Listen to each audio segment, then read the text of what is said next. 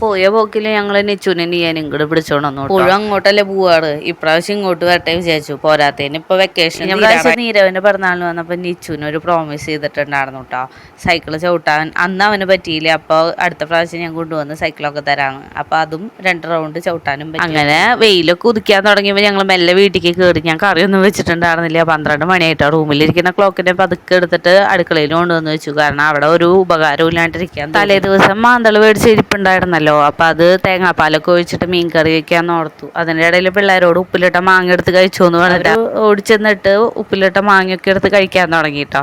ഞാൻ വേഗം അടുക്കളയ്ക്ക് വന്നു, കാരണം സമയം തീരെ ഉണ്ടായിരുന്നില്ല. പുളി വെള്ളത്തിലിട്ടു, പിന്നെ മീൻ കഴുകി, അതിനിടയിൽ ഉള്ളിയും പച്ചമുളക് ഇഞ്ചി എല്ലാം ചതച്ചിട്ട് വെച്ചു.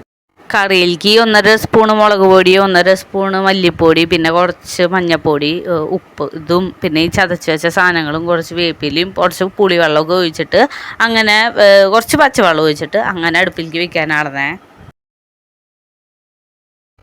വേറെ ഏത് മീനാണെങ്കിലും കുറച്ച് മുന്നേ കയറേണ്ടതായിരുന്നു. ഇതിപ്പോൾ മാന്തളായതുകൊണ്ടാട്ടോ എനിക്ക് ഇത്ര വിശ്വാസത്തിൽ ഞാൻ 12 മണിയായപ്പോൾ കയറിയത്. കാരണം ഇതിനൊക്കെ വേവാധികം സമയം വേണ്ടാന്ന് തോന്നി, അതാട്ടോ. പിന്നെ പിള്ളേരനെ അവിടെ കാർട്ടൂൺ കാണാനൊക്കെ കൊണ്ടിരുത്തിയോണ്ട് നീരവനായാലും നല്ല നേരം പോക്കായിരുന്നു കേട്ടോ. സത്യം പറഞ്ഞാൽ നിച്ചുനെ കൊണ്ടുവന്ന് ഇരുത്തി കഴിഞ്ഞാൽ പിന്നെ എനിക്ക് ആ സൈഡിലേക്ക് നോക്കണ്ട. നിച്ചു നീയും കൂടെ നീരവനൊരു നേരം പോക്കും കളിക്കാനും ഒക്കെ കൂടെ നിൽക്കും. അതുകൊണ്ട് അവരെന്നെ വേഗം വിളിച്ചു കൊണ്ടുവന്നു. ഇതാ വേഗം അടുപ്പത്ത് വെച്ചിട്ട് ഞാൻ മീൻ പൊരിക്കാൻ വേണ്ടിയിട്ട് കുറച്ച് മാറ്റി വെച്ചിട്ടുണ്ടായിരുന്നേ. അപ്പോൾ അതിൽ കുറച്ച് മുളക് പൊടി, മഞ്ഞൾപ്പൊടി, ഉപ്പും ഇത് മാത്രം ഇട്ടിട്ട് വെറുതെ കുറച്ച് വേപ്പിലയും കൂടി ഇട്ടിട്ട് വെറുതെ പരട്ടി വയ്ക്കുക ചെയ്തുള്ളൂ കേട്ടോ. മറ്റേ അരപ്പൊക്കെ ഉണ്ടാക്കണം എന്നൊക്കെ ഉണ്ടായിരുന്നു, പക്ഷേ ടൈം തീരെ ഉണ്ടായിരുന്നില്ല. പിന്നെ തേങ്ങ തേങ്ങ കൊണ്ടുവന്ന് വെച്ചപ്പോൾ നീരവ് പറയാൻ തുടങ്ങിയിട്ട് അതിലത്തെ വെള്ളം തരുമെന്ന്. അങ്ങനെ അവന് കുറച്ച് വെള്ളം 2 ആൾക്ക് കൂടെ കൊടുത്തു. പിന്നെ അത് തേങ്ങ ചിരകാൻ പോയപ്പോൾ നീരവ് ഒരു കൈ വെച്ച് നോക്കിയിട്ടോ.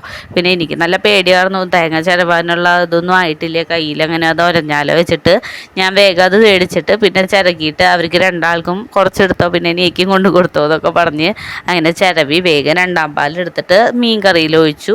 പിന്നെ അത് ആ മീൻ പൊരിക്കാനുള്ളതും ഇട്ടിട്ടുണ്ടായിരുന്നു. ഇനി പൊരിച്ച് ബാക്കിയുള്ള എണ്ണയിലാണ് കേട്ടോ ഞാൻ കറിക്ക് കാച്ചുക. അതൊക്കെ ചെയ്തിട്ട് ഞാൻ വേഗം 1ാം പാൽ ഒഴിച്ചു. ഞാൻ ക്യാമറ ഓൺ ചെയ്തിട്ട് എന്നെ ഒന്ന് നോക്കിയതോട്ടോ, കാരണം എടുത്തിട്ടുണ്ടായിരുന്നു, ആകെ നല്ല ചൂടായിരുന്നു കേട്ടോ. അങ്ങനെ ഈ പണി കൂടി കഴിഞ്ഞിട്ട് വേണം സ്വസ്ഥമായിട്ട് പോയിരുന്നു ഭക്ഷണം കഴിക്കാൻ.